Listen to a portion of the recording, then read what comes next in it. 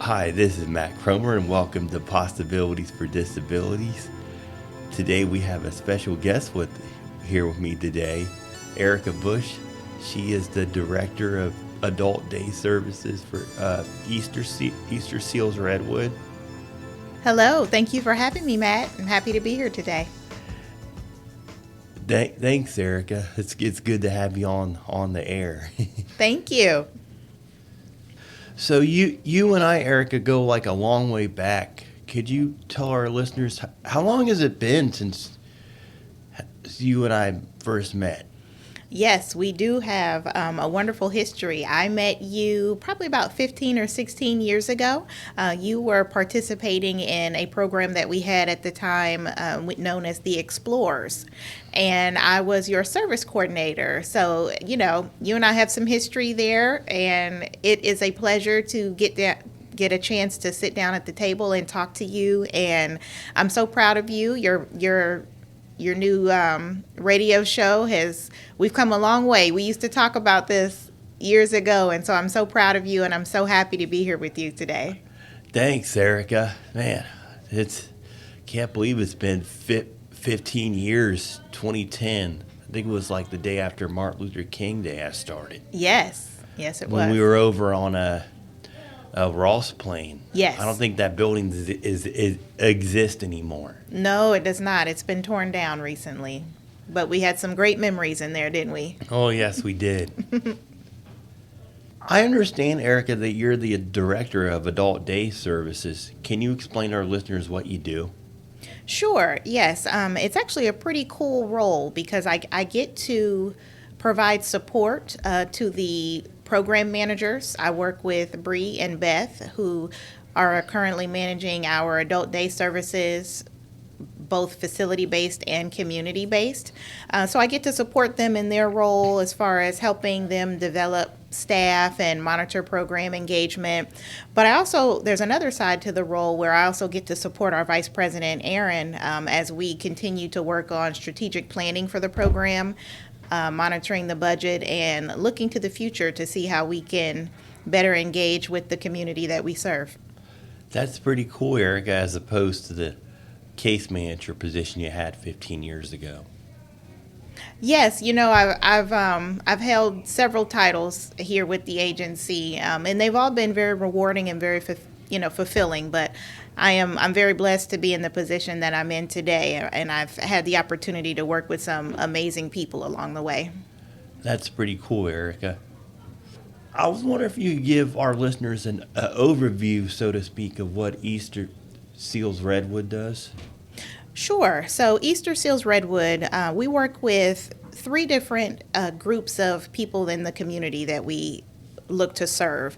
We work with individuals who have developmental disabilities, we work with veterans, and we work with anyone who may have an economic disadvantage or trying to overcome barriers to get to a better place in life. And so our goal with those three groups is to enhance the quality of their life in any way possible. We do that through whether it's educational enrichment, employment services, and adult day programs. But our goal is basically to help them overcome any barriers that they're currently facing, any challenges that they're currently facing, so that they understand that they're, valued, respected, and accepted in the community just like anyone else. That's pretty cool, Erica. Yes, it is. It's very rewarding to be able to work directly with the community where you can actually see the results day to day. Cool. That is pretty cool. The one thing that interests me about Easterseals is that they reach out to other states such as Kentucky and Indiana. Erica, could you please tell our listeners about that?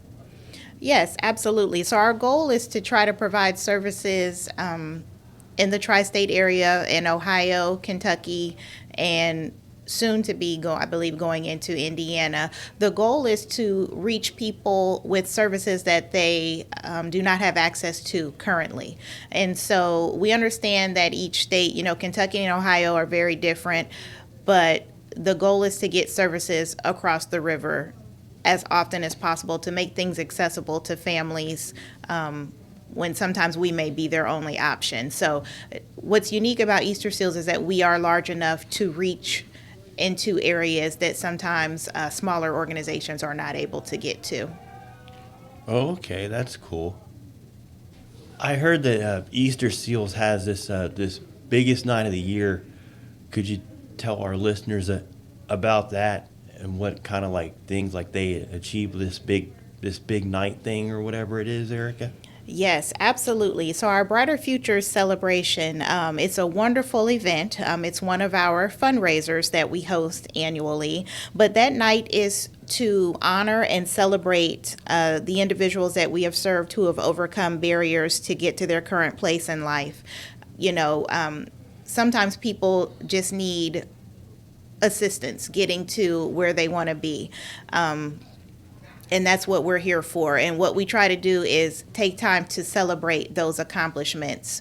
A lot of people have had to overcome so many challenges and so many barriers, but when you keep progressing and keep pushing forward to get to your goal, it should absolutely be celebrated. And so that night is a night for us to come together and honor those people. Oh, okay.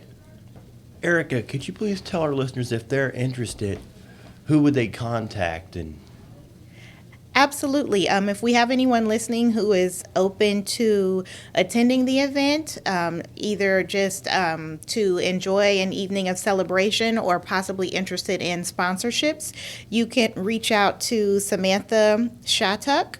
that sounds like a nice event. Yes, it's a wonderful night of celebration. I encourage anyone who's able to attend to do so.